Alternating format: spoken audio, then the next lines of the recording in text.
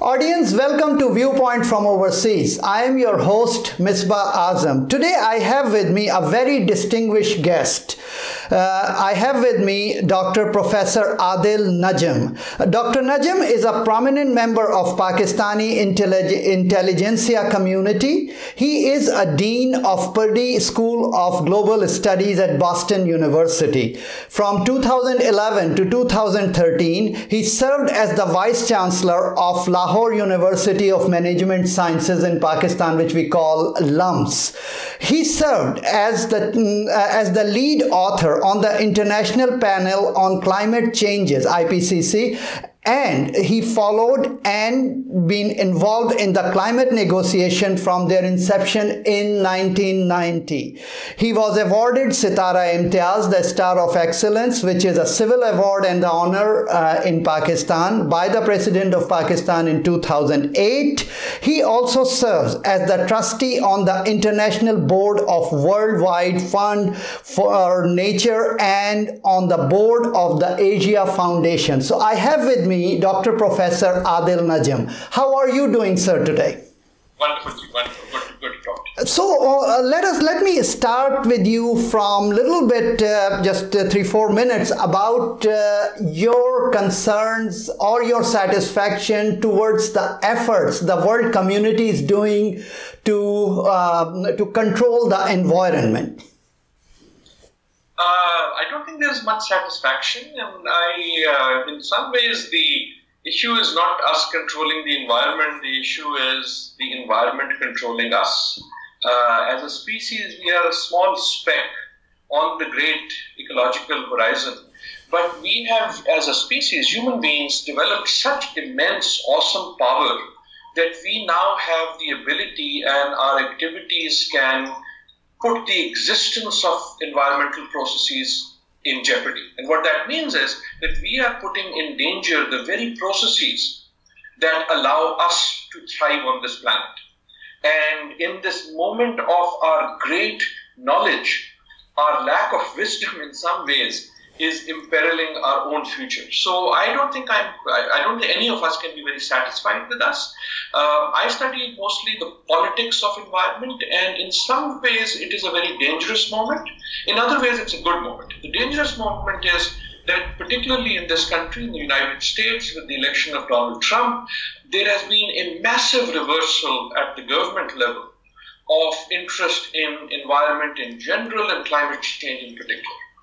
The good moment, however, is that because of the efforts of the last 3 decades, the awareness and the interest and the concern for climate change at a local, at cities, at states, and around the world has grown so much that in some ways, Mr. Trump and the US government no longer is capable of reversing some of the efforts.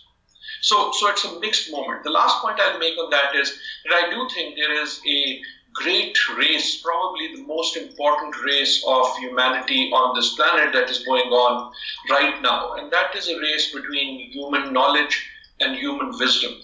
And human knowledge, I think, has the ability to reverse these trends, particularly on climate change.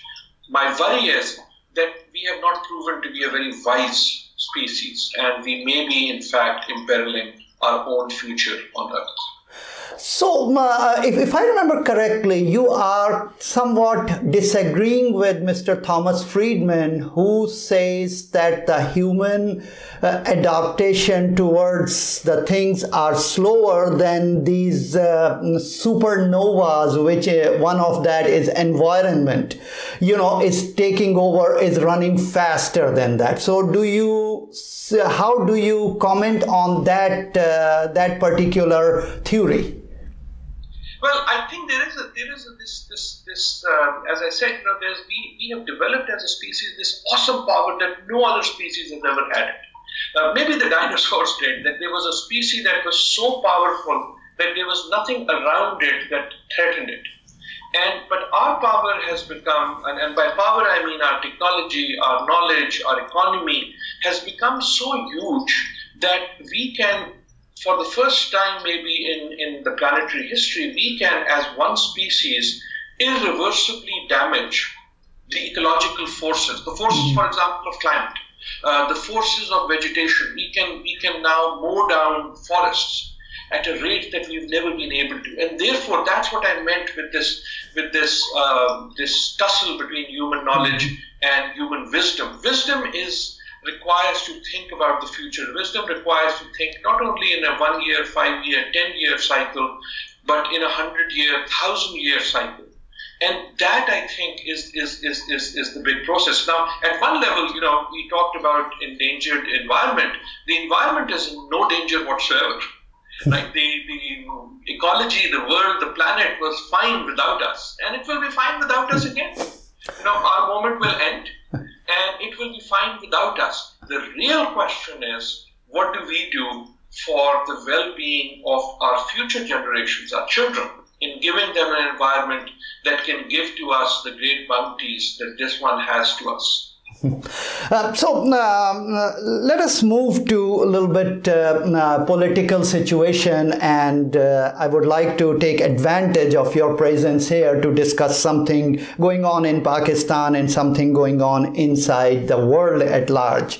Dr. Najam, recently the military spokesperson, he gave a presser to the journalists.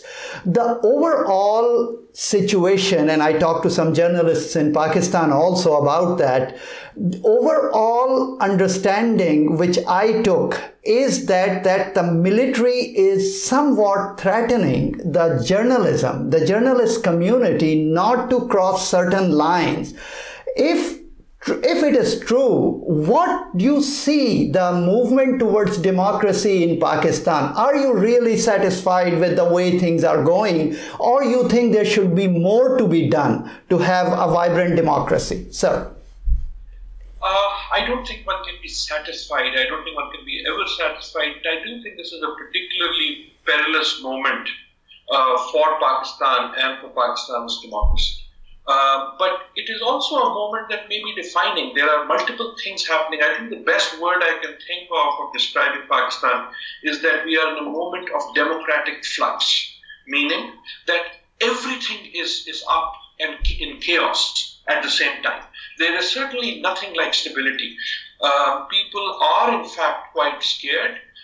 There is a palpable fear, palpable sense of fear that you see within the media, but even on social media, about what can be said, what cannot be said, this conversation about who's a patriot, who's a Gaddar, who is a true Pakistani. Whenever you hear this type of language, where people start putting labels on each other, when the super patriots rise, who are going to be custodians of other people's Pakistaniness, you have to be very worried. On the other hand, the reason I said it's a moment of flux is that statement by ISPR or a lot of the other things that are happening also have within them the sense that maybe the so-called establishment is not as much in control as it would like to be or has been before. Good point. Right? Yeah, so very real good point. Control and real power is when you don't need to tell people not to do things. They do it anyhow. So in some ways, I think there's a social tussle about who is going to define democracy, and maybe the key date is the 25th of July with the elections, but this is a very another pivotal moment in Pakistan's fragile democracy.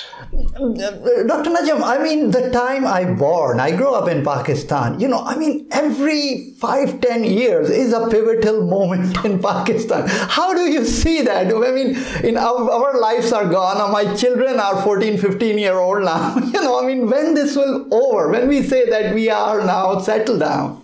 That is why, I added another pivotal moment. I think every time we think we've hit rock bottom, someone, moves the bottom.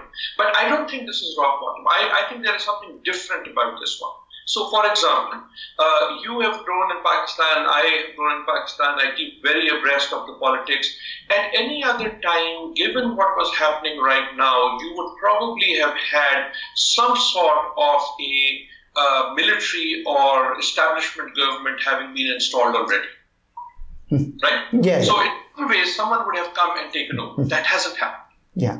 In some ways, under normal Pakistani normal circumstances, with all this turmoil, you would have expected that the last government would not have finished its tenure. It did. It did. You would have expected that these elections would have been postponed. They have not yet. They're not yet been postponed. That's so true. What my metaphor that I've used sometimes is that Pakistan is stumbling forward. Like a drunkard going home, we keep sort of moving and falling and then rising again and then falling again. Right now, I think we have fallen again and we are deeply hurt.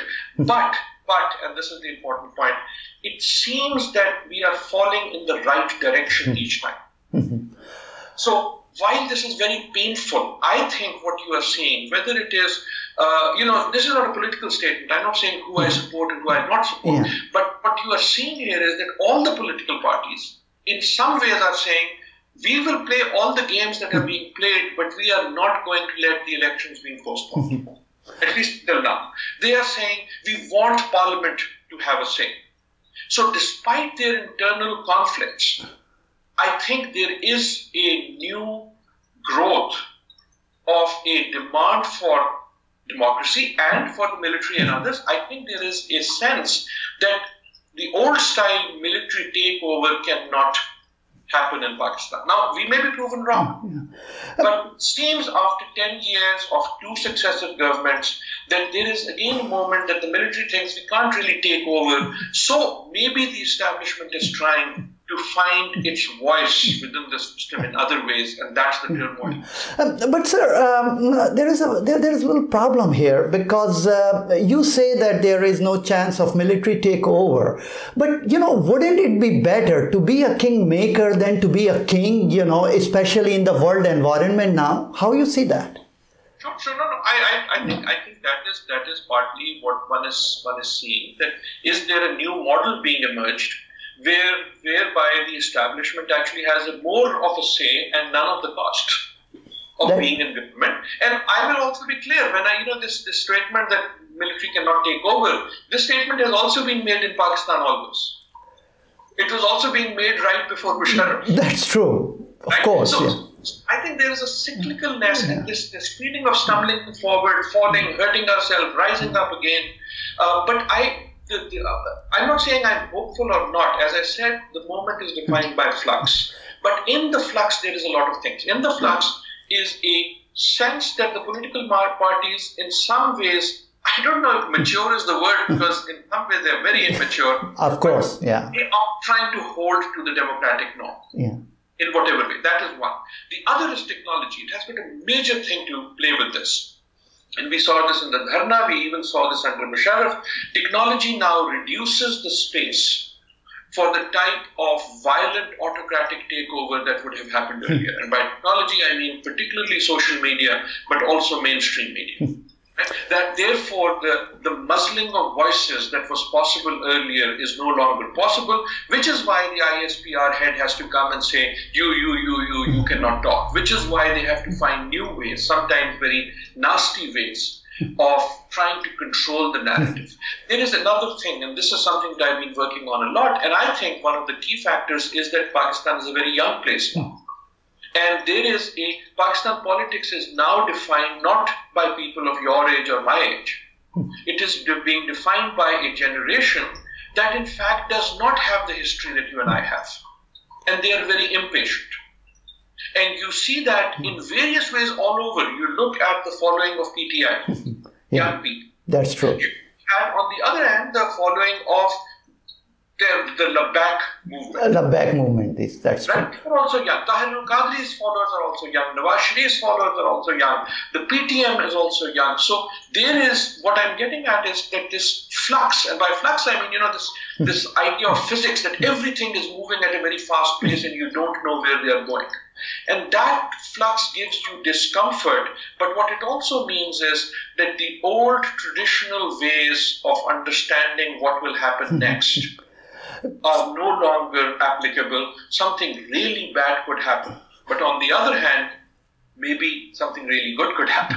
Yeah, I mean, of course, we can hope, but when we have so many young people, then, like you said, actually, that we are in the both. One thing can happen. We can go into the very negative direction, the religious extremism and all that. And these are young people until one of your comment I'm quoting here, that until 2054, these guys are the one who are deciding the governments in Pakistan. I heard you saying that in a recent forum in the Silicon Valley. So when you go to Pakistan, you meet people, you meet with young people and all that, where they are heading at, in your opinion, at this time, sir?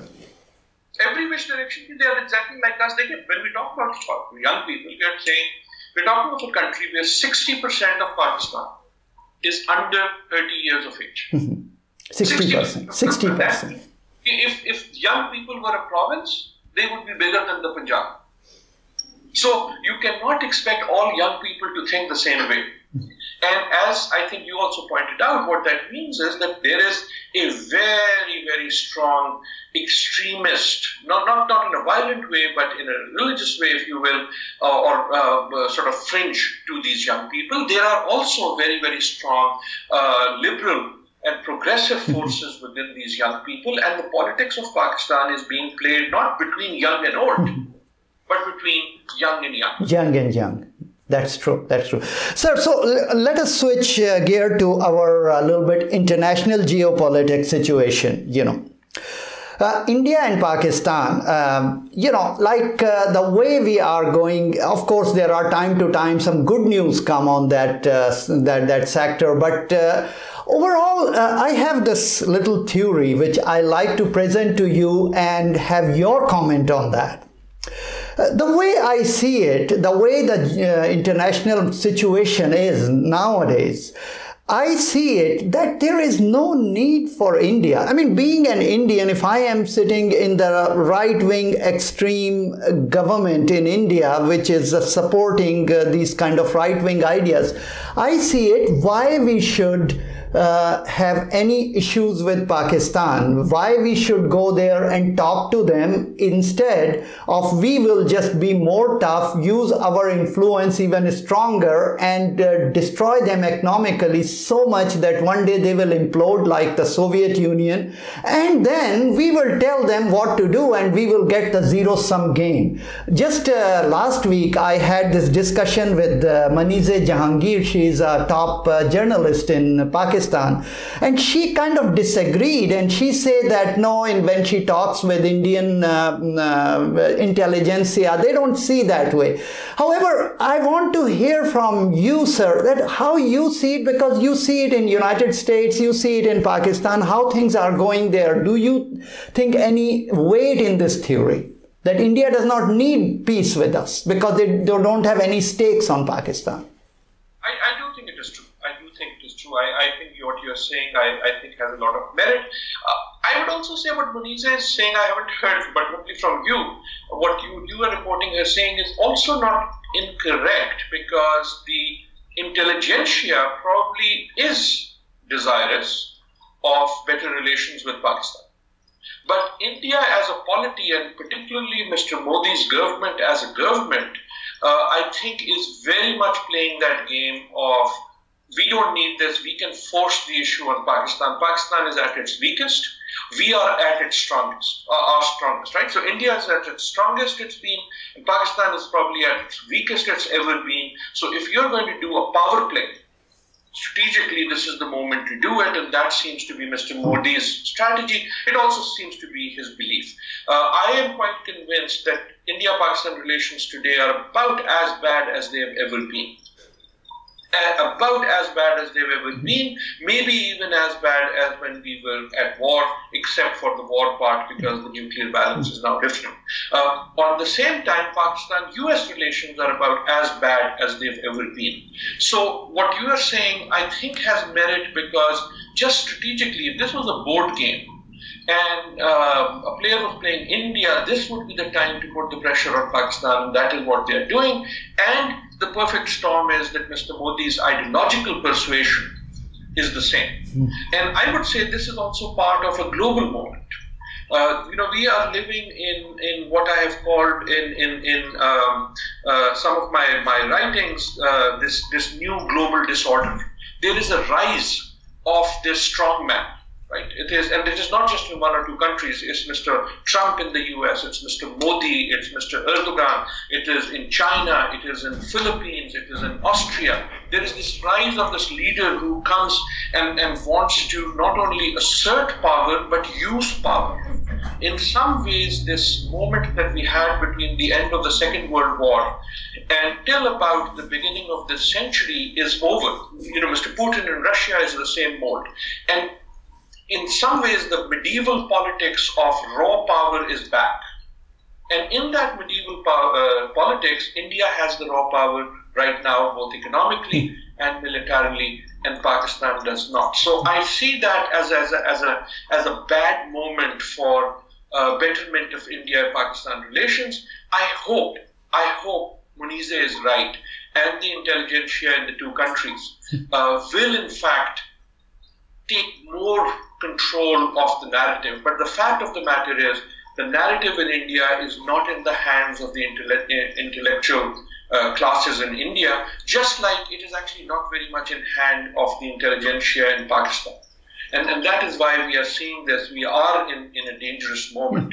The logic of cooperation is greater than ever. Between India and Pakistan at the regional level, because of the rise of China and India, as they rise economically, there is a very clear logic of why Pakistan-India better relations will help both countries, including India. But the logic of power is against cooperation. Right? So the logic of economics is for cooperation. The logic of power politics is against cooperation, and that's why I think it's not a good moment. I think we are also confronting in both countries the lies that we have fed to ourselves. And in some ways, we just sort of marked in both countries 70 years of independence. But if you think about how we talked about that, in Pakistan we talk about 70 years of independence. And independence is this glorious, great thing, right? You get something that you did not have. India celebrated what they were calling not just independence, but also 70 years of partition, right? So in the Indian psyche, in their education, just like in our education, we have put this dosage of a religiosity in our history. India has put in young people this dosage of somehow partition was this terrible thing that happened. And somehow it was a painful act where a part of its body was taken away from it. Right? And that narrative, unfortunately, I think has been solidified with time. If I could, when I was much younger, I used to think that by the time my generation came in power, India-Pakistan relations would become better. At that time, I used to think that the problem was that the generation that had seen partition had such bad memories, such nasty memories, that they couldn't take themselves away from it. Now I find that my generation is actually worse, because we have been fed on both sides in different ways, with an even worse narrative of each other. And you see this if you watch the Indian media, the type of vitriol, or parts of the Pakistan media. And you see this in this viciousness of attack for the two. I would say, and maybe I'm biased, but I'm trying not to be biased here, I think at this moment, the Indian vitriol for Pakistan is much greater than the Pakistan. It used to be. There have been times when it was the other way around. But at this moment, the arrogance of the rise of India and the arrogance of their moment of triumph, which coincides with this very difficult time for Pakistan, has has fermented a politics of power, if you will. And by power, I mean sort of this medieval sense that if I'm powerful, then I have to demonstrate my power on those who are not. And that is a very, very troubling thought for a region where two of the world's largest militaries and two nuclear powers reside. So, Dr. Najam, how do you think that if I say to you that overall narrative gets more and more tough and hardliner effect came due to this Pakistan's, these terrorist attacks people going from Pakistan, do you see it has something to do with that? And what is the reversal of that? If this is the case, what is the reversal of that? I'm not sure. I'm not sure it is. I mean, I do not think that we as Pakistanis should assume that we have the power or ability to influence Indian politics to that extent. I don't think. I think India has much more power to influence Pakistan politics. It's a major country. It's 8 times our size, and especially at this moment with its economic might or growth, it also has many problems. But I don't think that Pakistan has the ability to influence Indian politics at that level. I think the rise of the extremist Hindutva type sort of fervor in India is a very Indian phenomenon. Okay. It might have benefited some by the fact that they've had Pakistan to sort of reflect on and spar with, and maybe Pakistan's own religiosity and extremist tendencies added something to it. But I do not think it is the primary cause. It is the primary cause. I think the primary cause is an internal politics where, we Pakistanis very often talk about what we have done to Jinnah and to Jinnah's vision. But, what India might have done or Mr. Modi has done to Gandhi's vision is even worse or more drastic than whatever Pakistan has done to Jinnah's vision. I sometimes wonder if Mr. Jinnah and Mr. Gandhi both came alive today and saw the countries that they were so important in creating, what would they think about what have become of that? I suspect that neither of them. Okay, sir. So let me switch to US-Pakistan relations. When I read Mr. Stephen Cole's book, and I'm giving you one example of that. Of course, there are more examples of that. When I read, if I'm not Pakistani and know about how Pakistani governments works over there and all that, I will have this impression as if Pakistan is controlled by the military only. So under that environment, even to this date, US is only talking to the military leadership, not from the civilian leadership. Under that circumstances, how you see the future of US-Pakistan relation? Would it be tomorrow if some generals will take over, US will say once again, okay, fine, business is not as usual, but okay, we have to work together. So how you see that US-Pakistan relations future? So, Dr. I don't know what the future is, but I can tell you what the present is. Okay. As I said earlier, US-Pakistan relations are about as bad as they've ever been, and probably worse. I think that US-Pakistan relations today are worse than what Pakistanis and Pakistan think they are, and they are worse than what Americans in Washington think they are. So not only that they are bad, they are worse than what people think they are. And it is a very, very dangerous place in that sense. As for the military, let us be also honest with ourselves. You and I started this discussion by talking about the Pakistan military in politics. Yes, sir. So why would someone outside, listening to us talking amongst ourselves, reading the Pakistani newspapers, looking at Pakistani television, following Pakistani Twitter, not believe that to be the case? And we cannot sort of have this double mirror here, where we say, yes, we as Pakistanis think that there is something to be concerned about, but when the outside world looks at us, they cannot look at us from the same prism. So in some ways, this narrative is really driven by Pakistanis themselves much more than by Washington. Second, let us also be honest amongst ourselves, both of us live in the US. The notion that the US has any interest in democracy in Pakistan is nonsense. Okay. Has always been nonsense. US has rightly interest in what its own goals are, and at every moment of Pakistan-US relations, those interests have been better met by military leaders. Not, I think, because the US has better, US wants military to lead Pakistan. I don't think that's the case. I think US wants reliability in Pakistan politics, reliability in meeting its goals.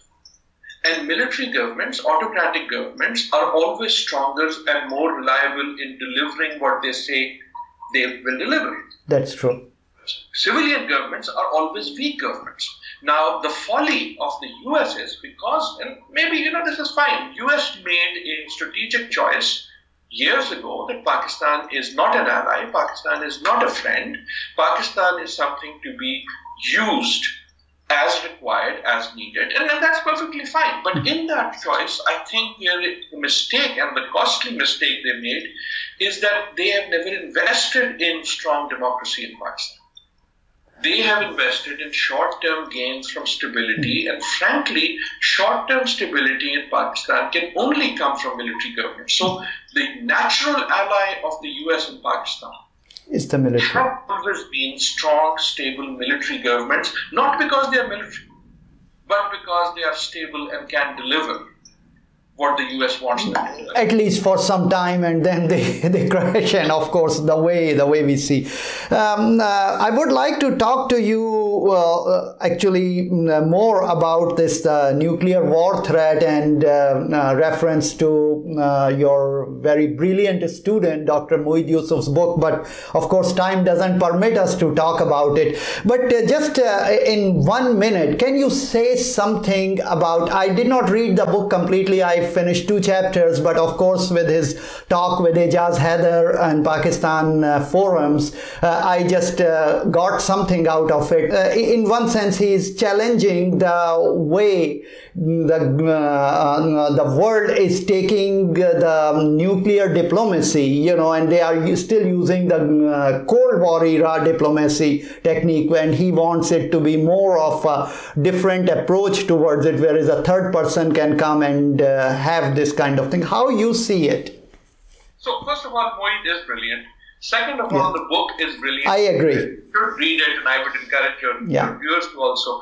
The idea he puts forth, this is really a conceptually novel idea, is of nuclear brokering, that this is unlike the Cold War, and in the new world we have with multiple nuclear powers, you need a broker, a third party to come and maintain that nuclear peace. And that role, as he demonstrates in the book, has been played by the US in the India-Pakistan context. And now, in the context of what you and I have been talking about, my contention would be that one of the lessons from his book, this is not in his book, but the lessons from his book is that if Pakistan-US relations are as bad as they are, and Pakistan-India relations are as bad as they are, the ability of the US to be a broker between India and Pakistan has also gone down. And that's what's dangerous about it. Right? So just like the ability of the US to be a broker with Iran has gone down, the ability of the US to influence Pakistan, if push comes to shove, has gone down. And I think people in Washington ought to be quite worried about that. So, ladies and gentlemen, thank you, Dr. Adil Najam. It was a very nice conversation. I would really want to request you to give us opportunity again to talk to you more about these issues and more. And there are some other stuff which we like to discuss with you as well. So, ladies and gentlemen, that was our show for today. This is your host, Misbah Azam.